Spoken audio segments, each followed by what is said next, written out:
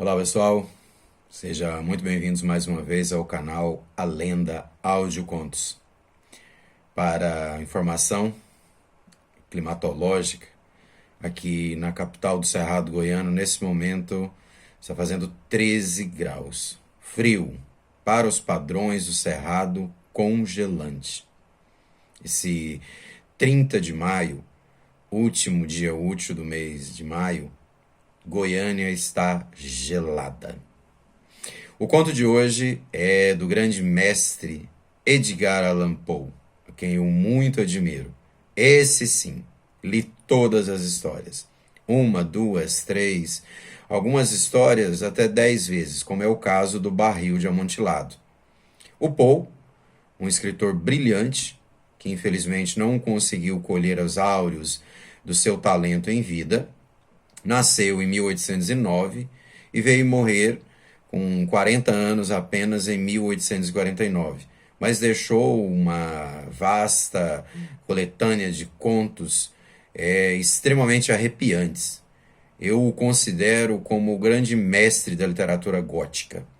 E hoje o conto é um dos meus preferidos, O Barril de Amontilado. Antes de começar o conto, curta, compartilhe. Se ainda não for inscrito no canal, inscreva-se e ajude um canal que está iniciando. Vamos para o conto de Edgar Allan Poe, O Barril de Amontilado. Suportei o melhor que pude as 1000 injúrias de Fortunato, mas, quando essas se convalaram em insulto, eu jurei vingança.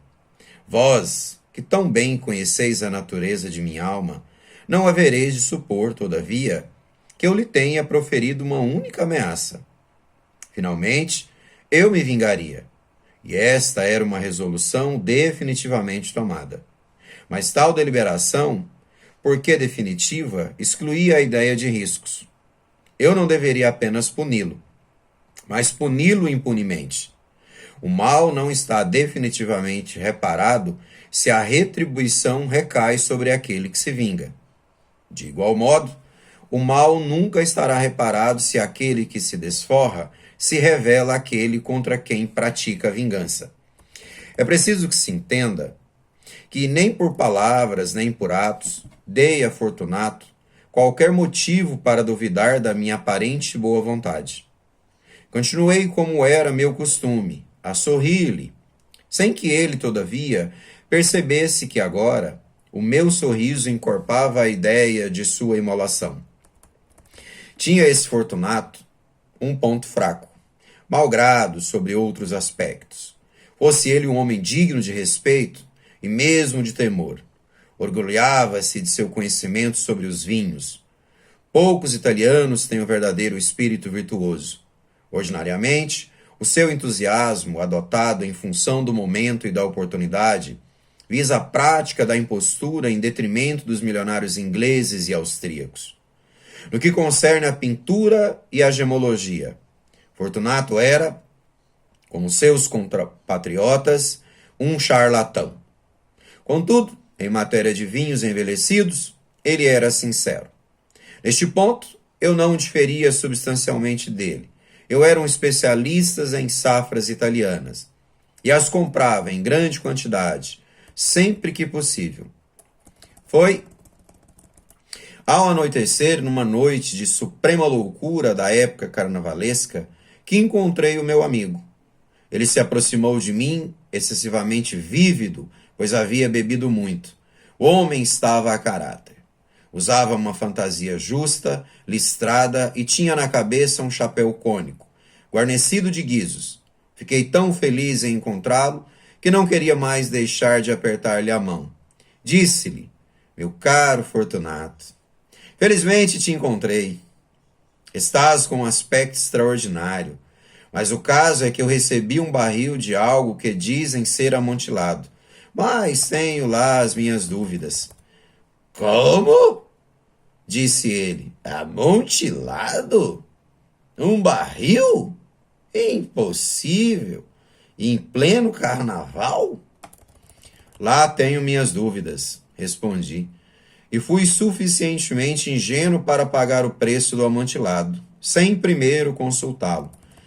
Mas não o encontrei oportunamente. Tive medo de perder um bom negócio. Amontilado? Eu tenho lá minhas dúvidas. Amontilado? E as quero dirimir. Amontilado? Mas, como está ocupado, consultarei Luchesi. Se há alguém com espírito crítico, esse alguém é ele. Ele me dirá se Luchesi não consegue distinguir o amontilado de um xerez. No entanto, sobejam os tolos a dizerem que o paladar de Luchesi rivaliza com o teu. Vem, vamos embora. Para onde? Para a tua adega. Não, meu amigo, não abusarei de tua benevolência. Sei que tens um compromisso. Luchesi, não tenho compromisso algum. Vem. Meu amigo, não é compromisso, mas, como vejo, o intenso resfriado que te aflige, as minhas adégadas são insuportavelmente úmidas, são incrustadas de salitre. Assim mesmo, sigamos. Um resfriado não é nada. Amontilado. Passaram-te a perna. E quanto a Luchesi, ele não consegue distinguir o xerez de um amontilado. Assim falando, Fortunato passou-se do meu braço e, pondo uma máscara de seda preta e a capa, deixei que ele me conduzisse ao meu palácio. Naquela ocasião, não havia criados em minha casa. Eu havia dispensado todos eles com ordens explícitas para não saírem de casa. Essas ordens eram suficientes, pois eu bem sabia, para assegurar o imediato sumiço de todos e cada um, assim que eu lhe desse as costas. Tirei 2 archotes das suas arandelas, e, entregando um deles a Fortunato, fiz-lhe uma vênia, e o conduzi, passando ao longo de vários aposentos, até o arco, que dava para a adega. Desci uma longa escadaria espiralada, recomendando-lhe cautela, enquanto me seguia. Chegamos finalmente ao pavimento subterrâneo e paramos junto no chão úmido das catacumbas dos Montresor. O meu amigo caminhava com passos trôpegos e os guizos do seu chapéu tilintavam à medida que ele avançava. E o barril? Perguntou. Está mais adiante, disse-lhe, mas vê como brilham as teias brancas nas paredes dessa caverna? Voltou-se para mim e fitou-me nos olhos com 2 órbitas turvas que destilavam a reima da embriaguez. Salitre? Perguntou ele por fim. Salitre, respondi-lhe. Há quanto tempo tem essa tosse?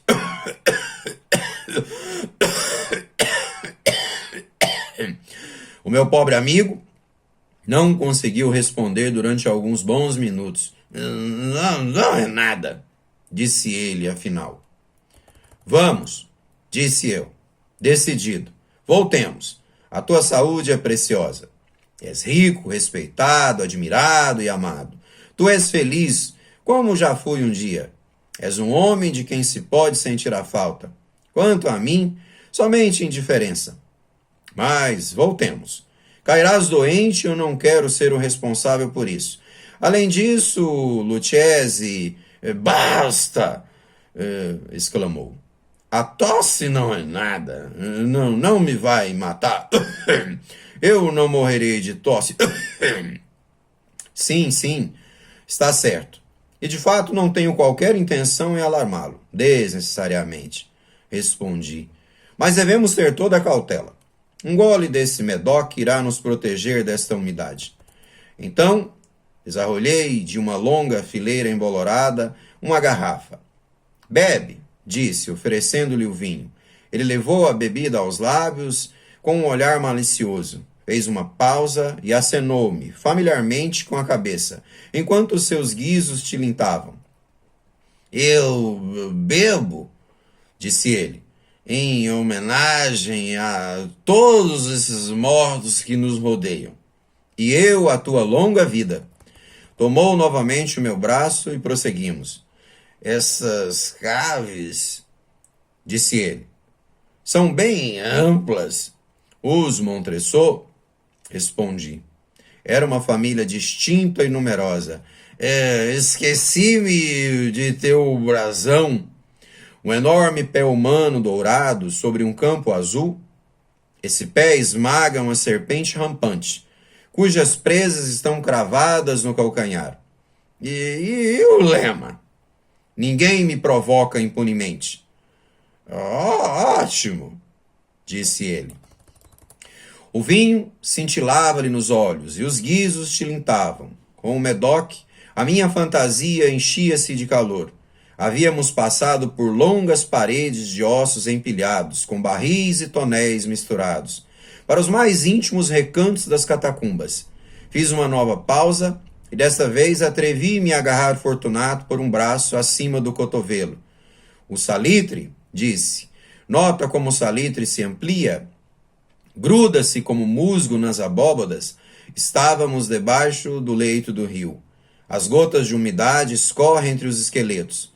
Vem, voltemos antes que seja tarde demais. A tua tosse não é nada, disse ele.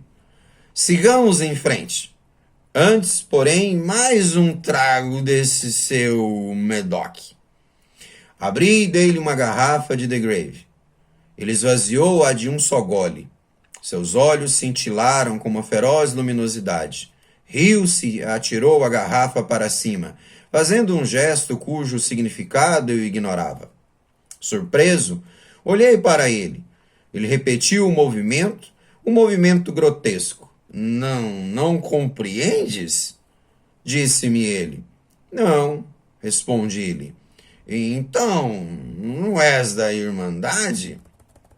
Como? Não és maçom? Sim, disse-lhe. Sou sim. Tu? Impossível. Um pedreiro? Um pedreiro, respondi. Uma senha, disse. Uma senha. Ei-la, respondi, tirando das dobras de minha capa uma colher de pedreiro. Estás brincando? Ele exclamou, recuando alguns passos. Mas passemos ao amontilado. Assim seja, disse-lhe, pondo a ferramenta sob a capa e oferecendo-lhe novamente o braço. Ele apoiou-se firmemente em mim. Continuamos o nosso percurso em busca do amontilado. Passamos por uma série de arcos baixos, avançamos e voltamos a descer. Chegando a uma cripta profunda, onde a atmosfera infecta fazia com que os nossos archotes mais cintilassem do que ardessem. Numa das mais remotas extremidades da cripta, outra surgia, menos espaçosa. As suas paredes haviam sido forradas com despojos humanos, empilhados até a abóbada, à maneira das grandes catacumbas de Paris. 3 lados dessa cripta interior conservavam aquele ornamento. No quarto, os ossos tinham sido arrancados e faziam promiscuamente no piso, formando um montículo um tanto elevado. No interior da parede, que assim se expusera pela remoção dos ossos, vislumbramos de uma cripta, ou recesso ainda mais profundo, com cerca de 4 pés de profundidade, 3 de largura e 6 ou 7 de altura. Semelhava não ter sido construída a qualquer fim específico. Eis que parecia apenas o intervalo entre 2 colossais suportes do teto das catacumbas, e era encerrada por uma das paredes circundantes de granito sólido. Foi em vão que Fortunato, erguendo a sua baça tocha, tentou perscrutar a profundidade daquele recesso. A débil luz do archote não nos permitia vislumbrar o seu fim. Prossegue, disse, aí dentro está o amontilado. Quanto a Lucchesi, ele é um arrogante. Interrompeu meu amigo, dando um passo vacilante, comigo em seu imediato encalço. No instante, ele chegou à extremidade do nicho e, verificando que a rocha lhe impedia o avanço, ficou estupidamente desorientado. Um momento mais, e eu tinha agriolhado ao granito. Havia, na superfície, 2 argolas de ferro, distantes uma da outra cerca de 2 pés, na horizontal. De uma delas pendia uma corrente curta e da outra um cadeado. Passando-lhe os elos em torno de sua cintura, prendê-lo não levou mais que alguns segundos. Ele estava sobremodo estarrecido para resistir. Retirando a chave, recuei-me do recesso. Passa a mão sobre a parede, disse-lhe. Não podes deixar de sentir o salitre. De fato, tudo é muito úmido. Mais uma vez, peço-te que regresses. Não? Tenho, então, mesmo que deixar-te. Antes, porém, devo de todas as pequenas atenções que me estiverem ao alcance. Amontilado! Exclamou o meu amigo, que ainda não se recuperara do espanto. Sim, é verdade, respondi, o amontilado. Enquanto dizia essas palavras, ocupava-me com um monte de ossos que já falei. Atirando-os para o lado, pus a nu uma quantidade de pedras de cantaria e argamassa. Com tais materiais, e com a ajuda da minha colher de pedreiro, comecei a construir vigorosamente uma parede à entrada do nicho. Mal tinha assentado a primeira camada de alvenaria, descobri que a embriaguez de Fortunato se havia, em grande parte, dissipado. Um grito baixo, como lamento, vindo das profundezas do recesso, foi o primeiro indício. Aquele não era o grito de um homem embriagado. Seguiu-se, então, um longo e obstinado silêncio. Assentei a segunda fileira de pedras, depois a terceira e a quarta. Foi quando ouvi as furiosas vibrações da corrente. O barulho durou vários minutos, durante os quais, para poder ouvi-lo com maior satisfação, interrompi o meu trabalho e sentei-me sobre os ossos, quando, finalmente, o ruído arrefeceu. Retomei a colher e terminei, sem nova interrupção, a quinta, a sexta e a sétima fileiras. A parede estava agora quase ao nível do meu peito. Parei novamente e, erguendo o archote sobre a alvenaria, lancei alguns débeis raios de luz sobre a figura que jazia lá dentro. Uma sucessão de gritos altos e estridentes que romperam subitamente da garganta daquela figura acorrentada pareceu empurrar-me violentamente para trás. Por um breve momento, hesitei, tremi, desembainhando o meu florete, com ele me pus a tatear a reentrância. Mas um súbito pensamento me devolveu a tranquilidade. Passei a minha mão sobre a sólida parede das catacumbas e me dei por satisfeito. Voltei a aproximar-me da parede. Respondi aos gritos daquele que clamava. Fiz eco, coro, ultrapassei-o em volume e em força. Feito isto, calou-se o suplicante. Era meia-noite e a minha tarefa terminava. Eu havia concluído a oitava, a nona e a 10ª camada. Havia ultimado parte da última, a 11ª. Faltava-me, então, tão somente assentar e rebocar uma única pedra. Lutando contra o seu peso, coloquei-a parcialmente no seu lugar. Mas então veio do nicho um riso baixo que me eriçou os cabelos. Sucedeu-lhe uma voz triste que tive dificuldade em reconhecer como a do nobre Fortunato. A voz dizia: que bela piada! Efetivamente uma excelente piada. Vamos rirmos muito, muito com ela em seu palácio. E com um bom vinho, é claro. O amontilado, eu disse. Sim, o amontilado, mas não está ficando tarde? Não estarão à nossa espera no palácio a senhora Fortunato e os demais? Vamos-nos embora? Sim, disse-lhe, vamos embora. Pelo amor de Deus, Montresor. Sim, disse eu. Pelo amor de Deus. Em vão esperei por uma resposta a essas palavras. Fiquei impaciente, então chamei em voz alta. Fortunato. Não houve resposta. Chamei de novo. Fortunato. Novamente não houve resposta alguma. Enfiei uma tocha pela abertura remanescente e deixei-a cair. Em resposta, ouvia-se somente o tilintar dos guizos. O meu coração oprimia-me. Era o resultado da náusea, da umidade das catacumbas. Apressei-me a concluir o meu trabalho.